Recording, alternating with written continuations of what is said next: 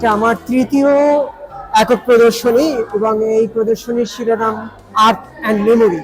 এবং আমার এই এক্সিবিশনটা মূলত হচ্ছে একটা নস্টালজিয়াকে নিয়েই আমার কাজ করা। আমার ছোটবেলায় যে অঞ্চলটা বেড়ে উঠেছি সেটা হচ্ছে সুন্দরবনের খুব কাছ ঘেঁষা একটা অঞ্চলে, এবং সেখানে ম্যানগ্রোভ মানে জঙ্গল, খাল এবং যে জোয়ার ভাটা এইসব বিষয়গুলো আছে, এবং যে পলির আস্তর পরে পরে লেয়ারের পরে লেয়ার এই জায়গা থেকে।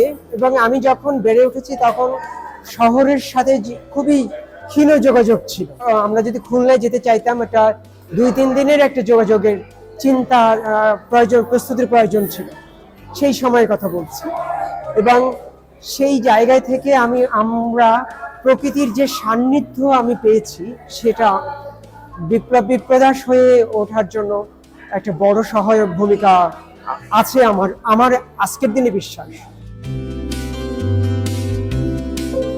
এবং আমার কাজগুলোতে অ্যাবস্ট্রাক্ট আমরা বলছি, কিন্তু প্রত্যেকটা কাজের মধ্যেই হয়তো ল্যান্ডস্কেপ অথবা কোনো গাছ অথবা ফুলের কোনো একটা ধারণা দর্শকরা পেয়ে যাবেন। কারণ আমরা প্রকৃতির মধ্য দিয়ে আমরা যখন বেড়ে উঠতে থাকি, আমরা যখন থাকতে থাকি, তখন তার ইমপ্রেশনটা একটা অ্যাবস্ট্রাক্ট ভাবেই প্রকাশ হতে থাকে। এবং আমাদের সব ধরনের প্রকাশটা আসলে একটা অ্যাবস্ট্রাকশনের মধ্য দিয়েই আমরা প্রকাশ করে থাকি।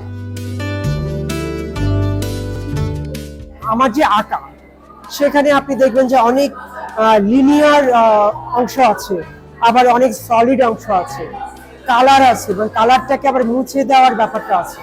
এবং সেইটা করতে করতে যে আমি যেটা করি, যে আমার কাজের কোনো একটা অংশ মুছে দিয়ে আরেকটা জায়গাটাকে আমি প্রমিনেন্ট করার যে একটা ইচ্ছা তৈরি হয়, সেইভাবে আমি কাজ করি। আপনি দেখবেন যে এখানে অর্গানিক ফর্মের মধ্যে দিয়ে আবার দেখা যাচ্ছে যে আমাদের যে আরবান সোসাইটির যে ফর্মগুলো, সেগুলোও কিন্তু চলে আসছে।